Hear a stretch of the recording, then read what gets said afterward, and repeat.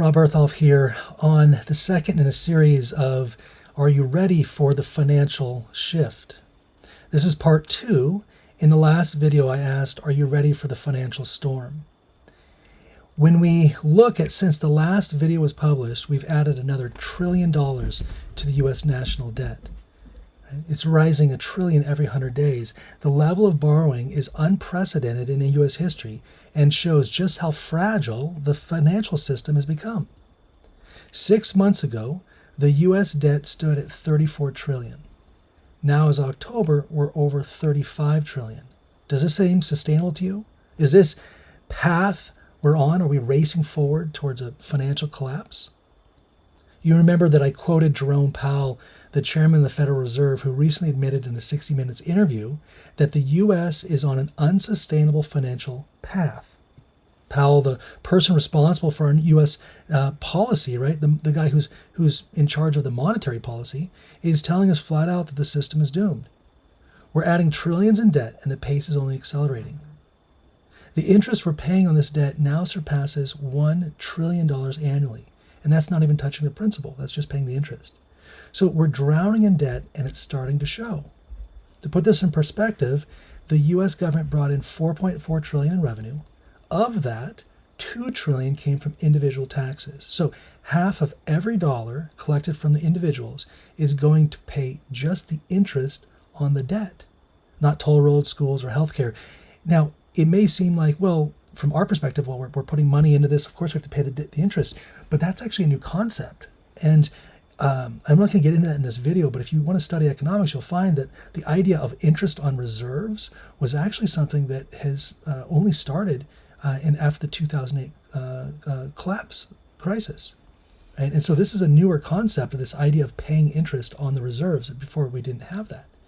Ultimately, as we see these interest rates rise, the Federal Reserve is now making negative payments to the U.S. Treasury. The Fed is obligated to pay interest on excessive reserves held by the banks, which means that these expenses are growing. And as a result, the Fed cannot generate enough revenue to cover its cost, putting even more pressure on the system. Bottom line, the Federal Reserve is bankrupt as of right now, as of the last 2 years. So the question is this mismanagement, or is this part of the plan? Are these policies designed to benefit the elites while the rest of the population pays the price? Well, that's the theory of Karl Marx. What he wrote in Late Stage Capitalism is becoming increasingly more and more relevant. Marx predicted that capitalism would eventually create contradictions within the system, inequality, overproduction, and class conflict that would lead to its collapse. And it seems like we're witnessing that now. Right? In a simpler oversimplification firm, we're essentially seeing a big pump and dump. Over the past decade, specifically around the 2008 financial crisis and then during COVID-19, the Federal Reserve engaged in a large-scale quantitative easing. And this has flooded the market with liquidity, inflating asset prices, and encouraging massive borrowing. But this is just a big pump and dump scheme. And we see the pump and the dump is coming. Right? The mass printing of money has devalued the U.S. dollar, specifically in global markets. Countries like China and Russia are already moving to seek other alternatives to the dollar's world currency. The entire BRICS summit, we just added, 28 more people to the BRICS. And this shift is going to have severe consequences for the U.S.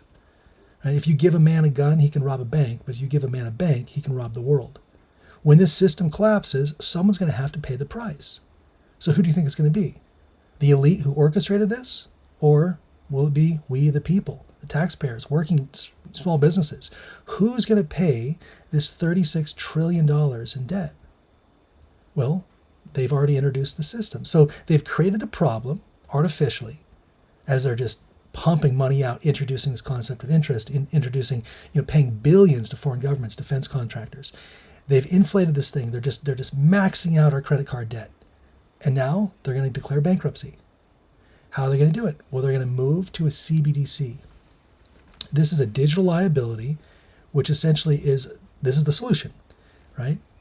And the question, though, is this really a solution or not, right? Or is it a way to centralize control over financial transactions? And this is going to give governments just more power.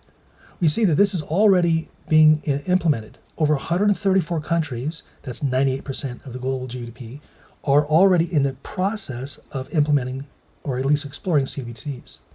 35 countries since 2020 have already expanded this, and 66 countries are now in the advanced stage of developing or piloting. So we're already seeing that some are already launched this system. The problem is that CBDCs carry very significant risks, including erosion of privacy, increased government control, right? We see also how these digital currencies are going to give governments direct visibility into every transaction we make.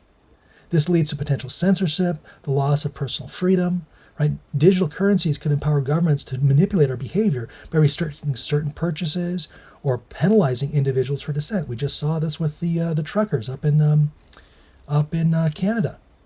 Right? The programmable nature of CBDCs could actually even allow them to issue money that expires or issue money that can only be spent on certain items. Now, we saw in the pandemic how they started to ban stores from selling seeds and gardening supplies, right? This whole concept that they already started to try to implement control by restricting what was sold. But it's far, far easier if they can just restrict how you can buy. If we move to a cashless environment, everything is a digital transaction, they can very, very easily turn on and off your wallet. The example of government overreach in a time where of crisis connects to the larger issue that we've been discussing, right? How during a financial or societal instability, governments could extend control over individuals, decisions, and resources. And as we move towards this central bank digital currency, CBDCs, there's an increased level of financial surveillance, and we've got to consider what happened in the past to kind of see how this is moving. Right? To develop a complete mind, Da Vinci says, we have to study the science of the art and the art of the science. We have to learn how to see and realize that everything connects to everything else. So when I talk about these CBDCs, it's not just because I'm worried about the financial collapse. It's because we're setting the stage right now to enforce the Sunday law. Ellen White makes it very clear, as the movement for Sunday enforcement becomes more bold and decided, the law will be invoked against Sabbath-keeping commandment keepers. No man may buy or sell, Revelation 13:17, unless he has bowed the knee to the system, right? Unless he has the mark of the beast. We know that's not a physical mark, right? That's those that are keeping the commandments of God and those that are not. So those that are keeping the commandments of God will not be able to buy or sell, and this will be enforced with a digital currency. We've known this from day one. It's never been it's never been about having a microchip or anything like that. It's always been about how to enforce this. And now this is the mechanism to enforcement. We read that the Sunday movement is now making its way in darkness. The leaders are concealing the true issue, that many who unite in the movement do not even see what under the undercurrent is trending. So there's people that say, oh, this is a good idea or whatever it is. When the collapse happens, it'll be the only option on the table. But make clear that this is not a financial storm that we're just going to weather. This is not another 2008, right? This is not another COVID. This is the last of the warnings. And so it's crucial to recognize that this system is really a part of a much larger spiritual and prophetic template, right? This timeline, right? We have to prepare practically and spiritually. Now is the time to seek a deeper relationship with God and build faith that will stand through the trials ahead. Now is the time to also take practical steps, right? The current system is unsustainable. We need to be ready for the economic challenges that are going to come. Growing your own food, right? Learning skills to be more self-reliant and building strong communities. That's how we're going to get through these challenges, right? But don't keep this knowledge to yourself. Now is the time to share the message with others, right? We are to be watchmen of this message of warning, to tell others about the signs of the times and Christ's soon return, so they can too be prepared both spiritually and also practically. We need to be watchmen, but we also need to be light bearers.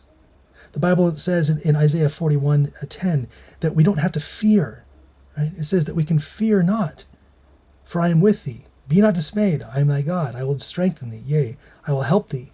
Yea, I will uphold thee with the right hand of my righteousness. And so this is, again, just a calling to understand the times we're living in. It's a calling to see that things are connected, that the movements are being made to lay the foundation of the Sunday law. It's all right at our doorstep. And now is the time to get right spiritually and to get right practically to face the times that are coming.